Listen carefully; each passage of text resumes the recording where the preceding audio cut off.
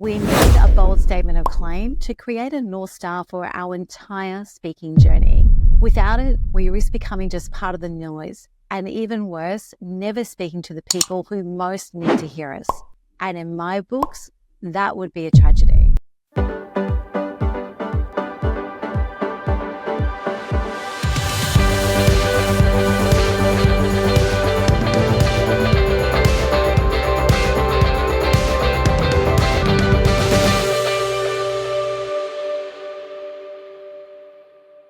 Welcome back to episode 45 of the Speaker Driven Business Podcast. And this is a conversation about something that we've been deploying across our programs recently to incredible results.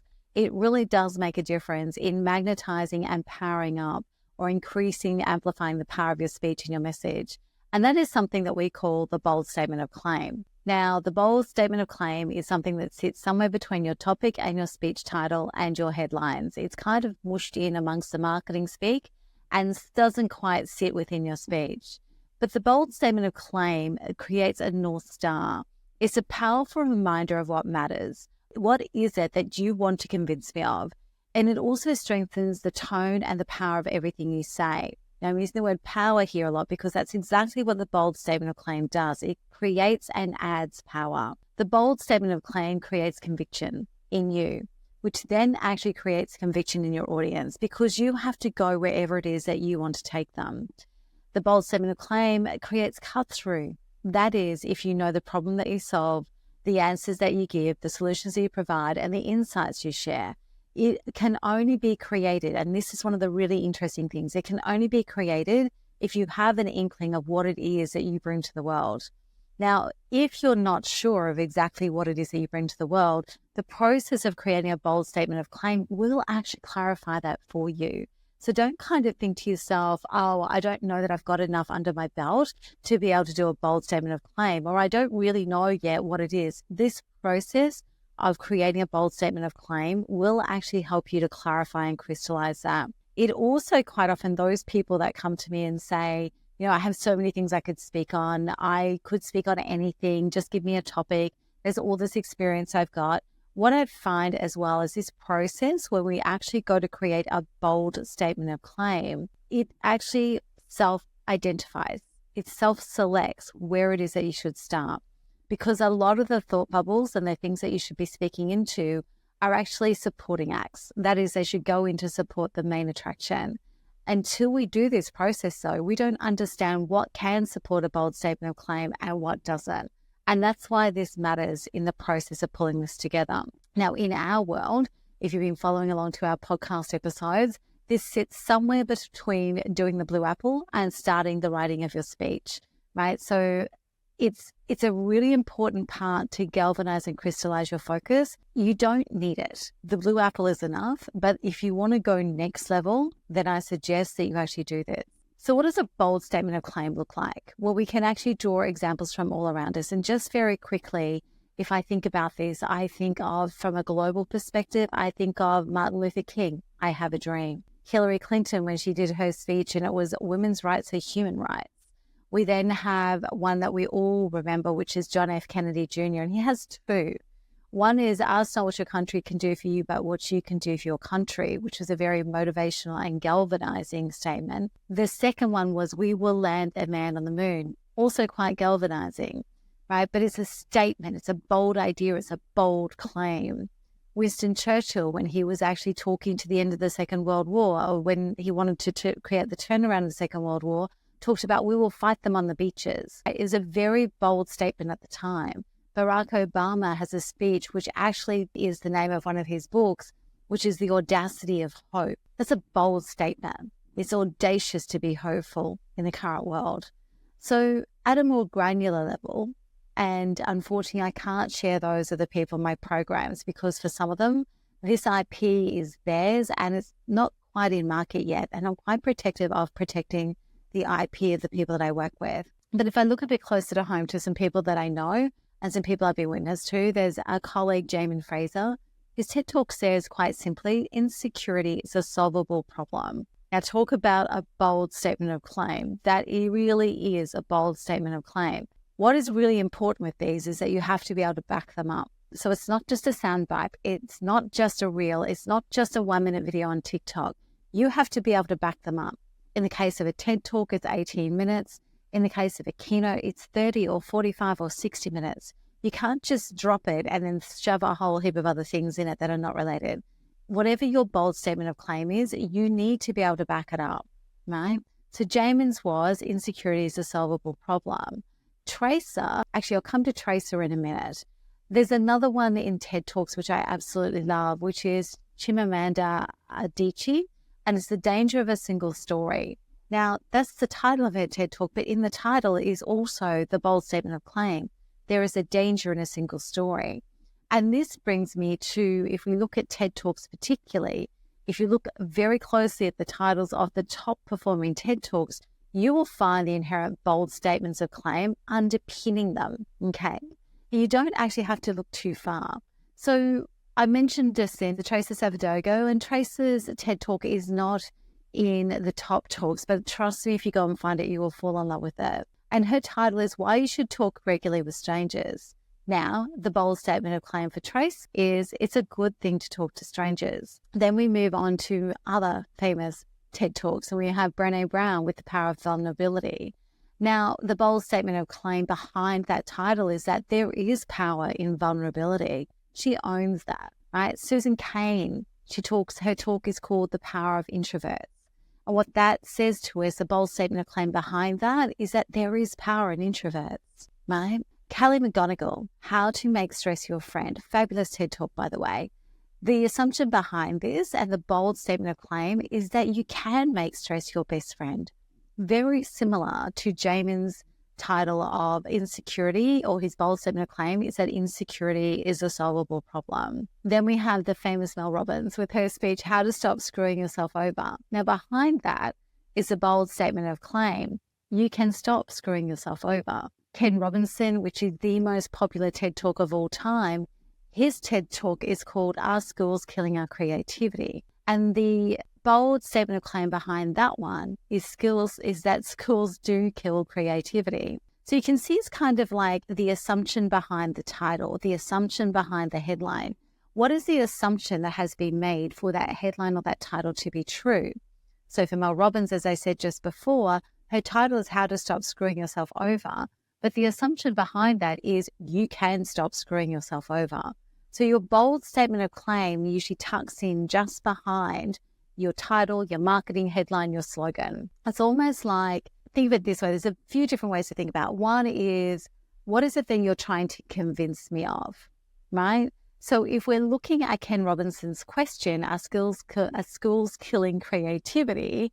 The assumption is that schools kill creativity. It's also what he's trying to convince us of when he was writing that speech. So think about that. What is the assumption behind something? What is it that you're trying to convince us of? What is it that you know to be true about the world, no matter what the world tells you about what you know to be true? So these are all the things to think about from the lens perspective. But what makes a bold statement of claim exactly that, a bold statement of claim, and not a marketing slogan? Well, the first thing is that they're very short, clear, very concise, and state what you want to convince us of as a fact. So, for example, Jamin's was that insecurity is a solvable problem. Super powerful, right? Brené Brown's The Power of Vulnerability. Super powerful, clear, concise, short.